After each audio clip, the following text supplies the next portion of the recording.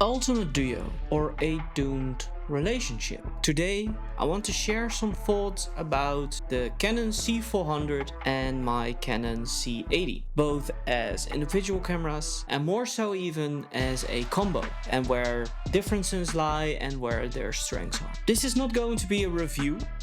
It's more a collection of my experiences, thoughts and ideas about these cameras after using them extensively and exclusively for almost, I think, a year. So let's get into it, but let's start at the beginning. I bought the C70, the Canon C70, as soon as I got it out. Loved it, used it actually for years as my interview camera. And so I bought the C80 first, as it felt like a natural progression from that C70.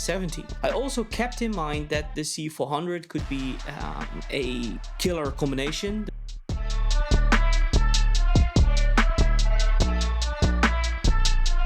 So I got the C80 first and I really loved it. Full frame, autofocus, SDI and the higher brightness display are actually improvements that I really personally really do appreciate. Right off the bat. And it were those simple things, but all of these things together that made so much quality of life improvements for a cameraman like me that I wanted to make the switch to the new sensor. I felt it was worth it, so I decided to sell off my Canon C70 and just go full Canon C80.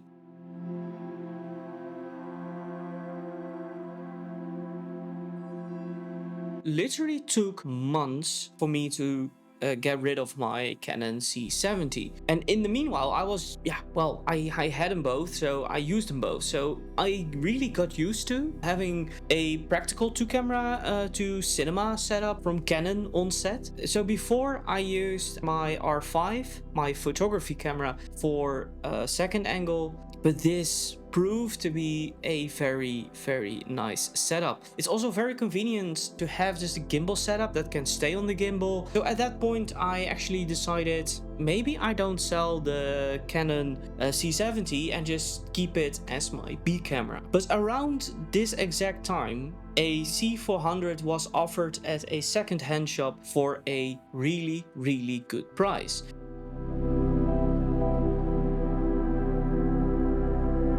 So I brokered the deal and I bought the C400 at this good price, where I also traded in my Canon C70. But buying the C400 wasn't necessarily really on the radar for me at this point in time, because I really didn't need two big cameras. Like I didn't need an upgrade over the C80. For the kind of work that I do. So I decided to simply treat my C400 C80 combo a bit like a FX6 FX3 combo. C400 as an A cam and a C80 as a B cam for second angles and gimbal work. And then there is the new Canon C50. It's now coming out. The whole combo thing is becoming a whole nother story for a videographer like me, especially because my B cam is basically a second angle in interviews, and more so the camera that mostly lives on a gimbal. And that brings us here, right now, this point in time. The thing is, I really find it hard to find the right words to say and explain how my experience have been, because I thought the differences between these two cameras would make a very simple A-B cam because the cameras were so different. But for the work that I do, that is mostly socials, interviews, corporate work, I couldn't have been more wrong about the A-B cam situation for me. Because to put it simply, the C400 is so compact and light that it practically can be what the C80 is. And the C80 does image capturing wise 100% what I need from the C400, the only limitation in recording being raw 6K 60 FPS. Open Gate is now announced, and that actually might make a huge difference in the future.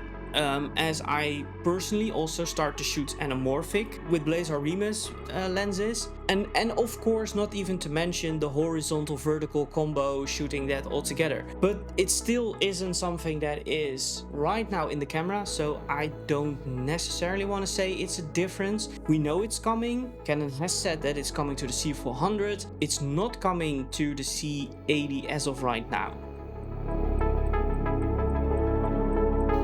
I do a combination of corporate work and fashion work, which means basically I want cameras that can work in a really wide spectrum. And this includes doing commercials, behind the scenes work, brand docs, social media videos, and I get sometimes hired as a camera operator that brings his own kit. And this is where I think the C400 starts to shine a lot, because image capturing wise they both are very similar, but the C400 with its riggability just allows you to be more flexible with this, to have this camera fit in different scenarios, and that is something to keep in mind. My corporate video needs are things like doing interviews very easily, internal NDs, audio, codecs for those long recordings, the ability to just easily do gimbal shots, to cover events, to overuse actually slow motion quite a bit, to be able to shoot in shitty and or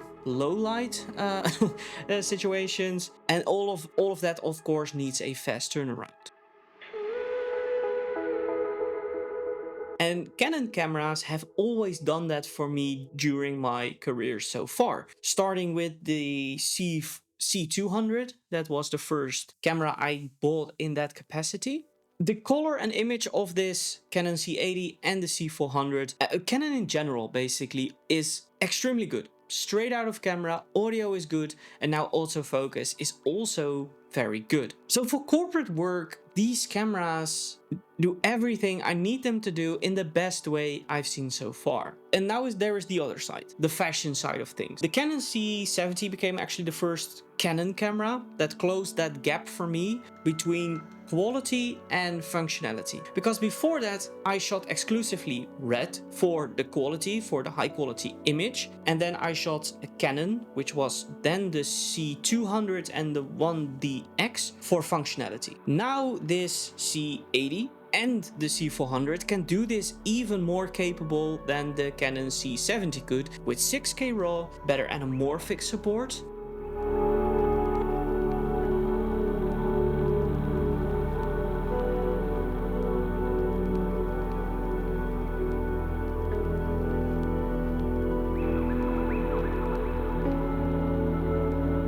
Now, these files are easy to edit, low data rates, and the quality is extremely solid. This year, I have shot all my fashion projects on either the C80 or the C400, and I do these projects so I can advertise my brand, which makes them the most important thing I shoot. And what is even more wild is that 50% of these kind of projects I have been editing on my iPad Pro M4.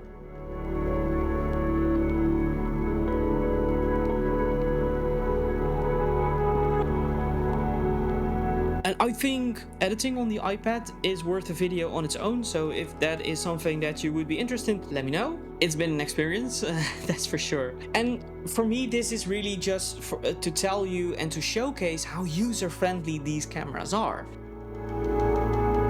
It's a lot less stress about gear prepping and operating, and it allows me as a solo operator just to be a little bit more creative, and I can just focus more on editing instead of the equipment. I do want to go briefly over the cameras themselves and the differences I have experienced so far by using both these cameras, comparing them side by side. So first of all, Canon really outdid themselves with the C400, in my opinion. It is so small, it's so light, and it is extremely capable. From the button layout that actually light up, its riggability, it makes it a very flexible body, to camera resolution and frame rate, which basically is also offered by the Canon C80 because they share the same sensor.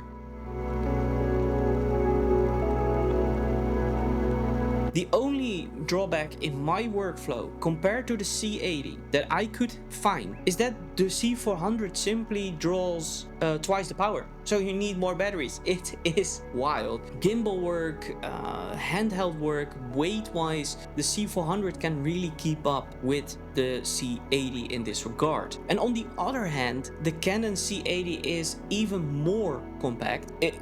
If you think about what it can offer in return, it's cheaper than the C400, and it's, for what I do, offers most of what the C400 now offers, even though that might actually change in the near future.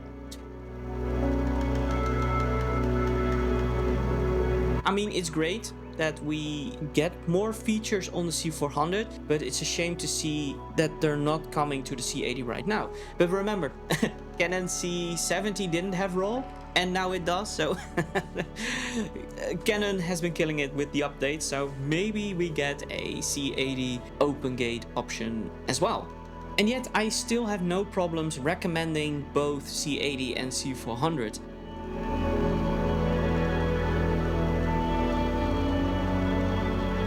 They're the cameras that I need for my work, and they make my work easier.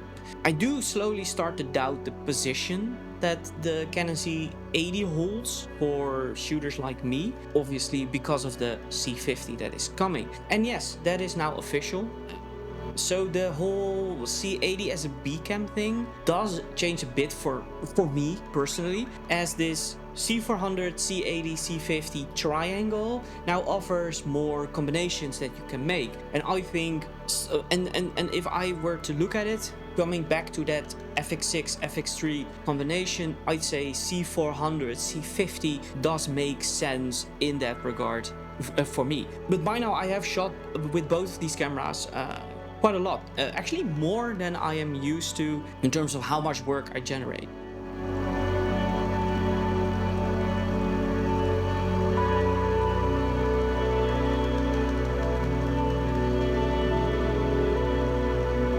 Both are the most convenient yet capable cameras I've ever used so far in their ability from Canon. And interestingly enough, I do feel confident now that my cameras are up to any task I can throw at them, and that comes really largely down to the C400, funnily enough, because whether it would be run and gun work on location, which shoots the C80 really well, projects abroad, which you need to fly for, bring batteries, but also the scripted commercial work, a camera that you can rig out and a B cam that you can rig out as well, brand docs for interviews, studio work, those fashion things.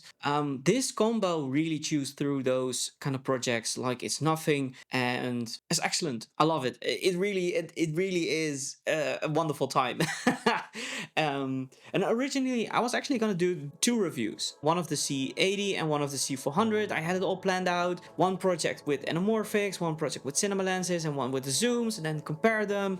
In my head that made a lot of sense, but because I got the Canon C400 so much sooner and they were so extremely similar, I didn't really know how to do individual reviews anymore. The A/B cam situation was going to be different in my head than it actually was in reality, because these cameras are so close. And that is why I scrapped those two videos and made this one instead.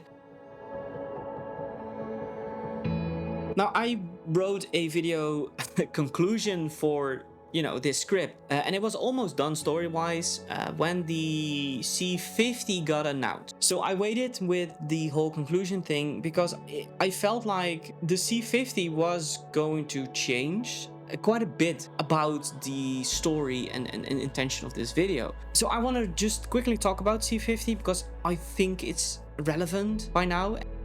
It is the small camera like that a videographer like me hoped for years. And yes, this makes me actually really wonder where the C80 now stands for videographers that are in my position, because I think the C50 C400 combo has proven itself to be an excellent combo. And what I mean by that is this combo has proven itself via the embodiment of the FX6 FX3 combo that has been a staple of this industry for videographers shooting this kind of work for years now. And now we're talking about C50 anyways. I did pre-order the C50. I do plan to try it for at least a day before actually buying it, but I want to be on that pre-order list so I can get my hands on it as soon as I make that decision, instead of being in a position where I have to wait for a really long time. For what I do and the amount of run and gun work that over time made me consider buying an actual FX3 and even selling off my Canon gear, the C50 makes a lot of sense.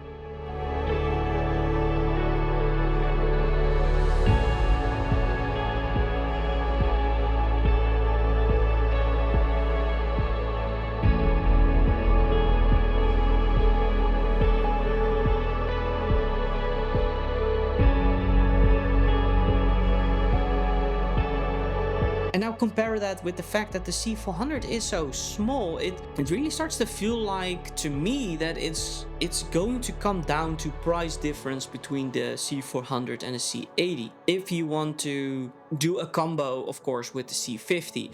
If the C50 ain't for you, I think C80, C400, or just one style body will do just fine as well. That's the funny thing about all these crazy combinations that you can now make with this new lineup of cameras. And even if I were to buy and use the Canon C50, I still believe that the C80 C400 is a solid combination for plenty of work that I'll be doing. So if my work and the amount of work that comes in allows it, I will keep both. I don't necessarily want to hoard gear that I don't use, but I also do not mind having the convenience of having 3 bodies for A/B camera purposes, as well as having a camera for behind the scenes, social media, and or a dedicated gimbal setup. And I don't necessarily need to bring 3 cameras to every shoot that I do.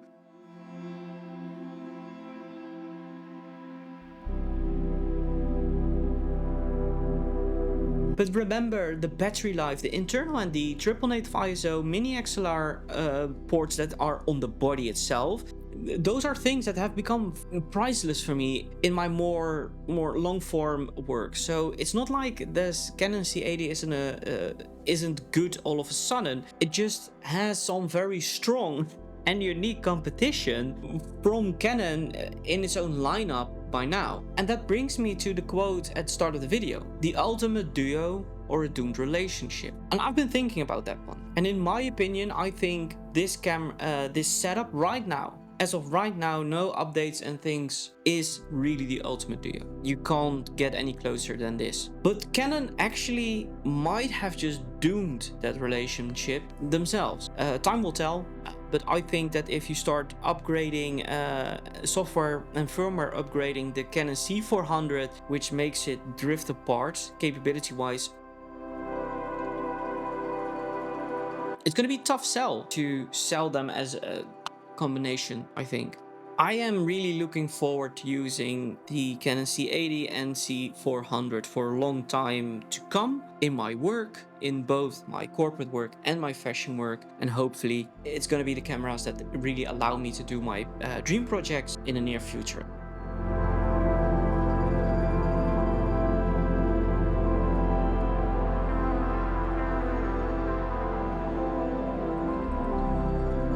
I bought the C80 with years of using the camera itself in mind. I bought the C400 because I could.